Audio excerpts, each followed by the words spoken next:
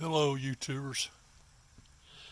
I had something to share with you today I thought was worth your time.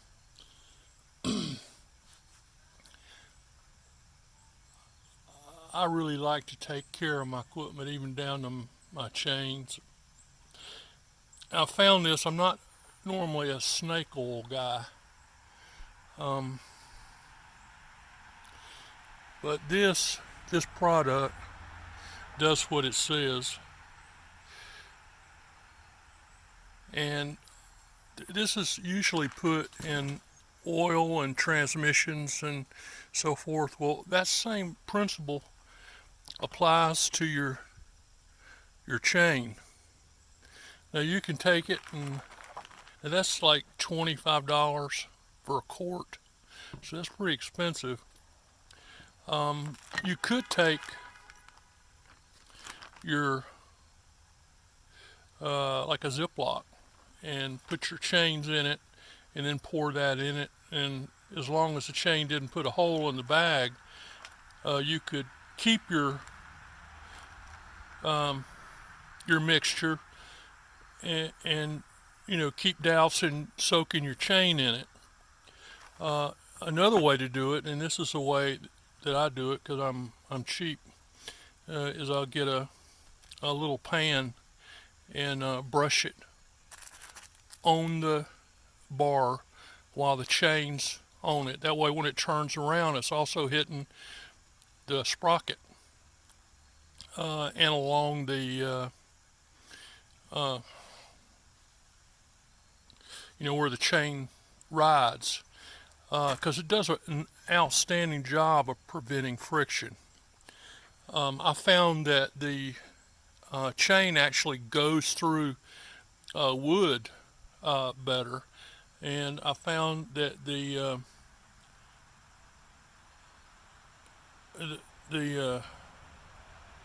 it stays sharp a little bit longer.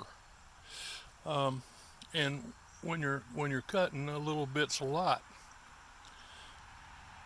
Now you can also use that as bar and chain oil, but you'd probably be rich if you did that.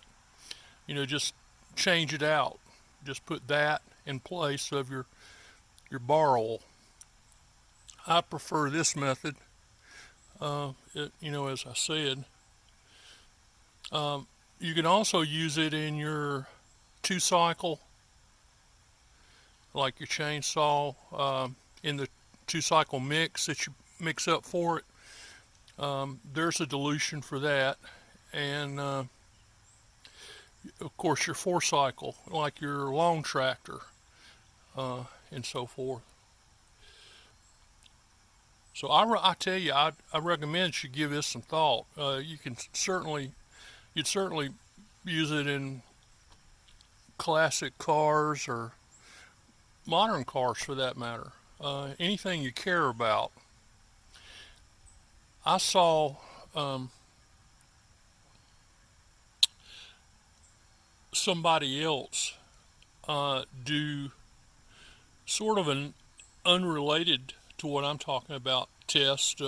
Project Farm. He did something where he took um, a lawnmower and just put this in it, got it coated, and then ran water through it, and the it lasted. It did what it said it would do. This was not washed off by water, and and it did reduce friction. So then it wasn't my imagination that this worked for me. Because again, as I said, I'm not much of a snake oil guy. Pay $25 for something that size. You want to see some benefit out of it, and not just imagined benefit. You know, while we're talking about equipment, for the past, I don't know, since the pandemic, with shipping problems and just people being idiots, Um, I moved to start restoring tractors, little garden tractors, and I've had a bunch of fun. Um, Let me show you what I've most recently been working on.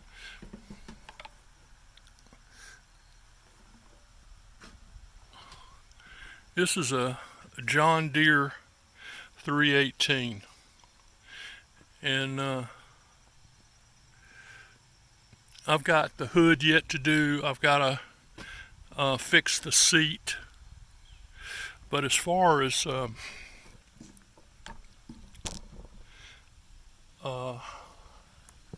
the engine, I tell you, if you get one of these and you get an owning engine on it, unless you're going to do your mechanic work, you expect a lot of frustration. I actually, and this is no exaggeration, rented a trailer a dozen times. That's a dozen times to and a dozen times back to different mechanics, and they would lie to me. Oh, you don't adjust the valves on that. I'd never touched one, and so I thought, since I spent the money on it and I wanted to actually restore it, that I wanted an expert, somebody who had worked on these engines, to do the valve adjustment and to measure the wear items in it. I bought all new valves, carburetor, blah blah blah. I mean, the mechanic, he had a whole parts department where he could just walk up to it and get whatever he needed. And they would give me, oh, you can't get parts for these. No, you don't adjust the valves. Uh, they would be varied, and some of them were the same excuses. Anyway, I took it to Cummings, and the excuses stopped there, and I found out that from here on out, um, I'll do the work on it, because I know that the engine was taken care of, um, that it has a long life ahead of it, and um, so I'm getting ready to gather implements like a snow plow and a 3-point hitch for it, so you can break up your ground like for a garden or to reseed your lawn. There's just a tremendous amount of stuff you can do with it. It's not like a regular tractor. This has a an actual drive shaft, solid drive shaft between the engine and the transmission. Has an arm back here, hydraulics, so that it can make ground contact, and dig in whatever implement you have, and you can drag it forward. Has uh,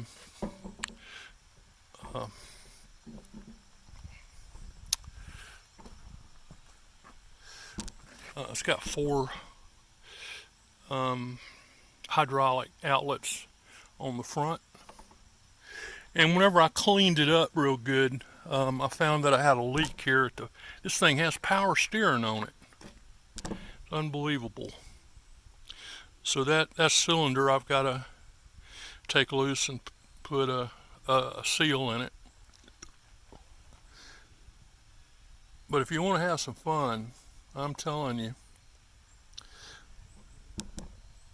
I have the grill for it. I have everything. It's got side panels, and um,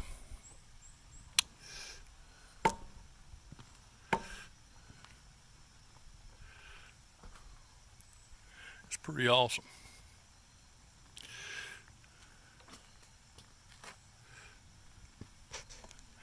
The day the day I brought it back from the mechanic, um, it would not crank for me to drive it off the trailer. This is a very heavy tractor, and it was the solenoid is part of the um, starter. and I just went ahead and replaced the starter on it. But that was another trip because you have to take the drive shaft loose. It was just complicated. It's not an it is the best tractor they ever made, and it's the toughest, and it's not easy to work on. But it is it's beautiful. I mean, it is ready to go. I've just got that little bit of work left to it, and I'll be I'll be off and running. Well, okay. Well, I've enjoyed this time, and I look forward to bringing you something else that might be of interest in the near future. So stay safe and take care. Talk soon.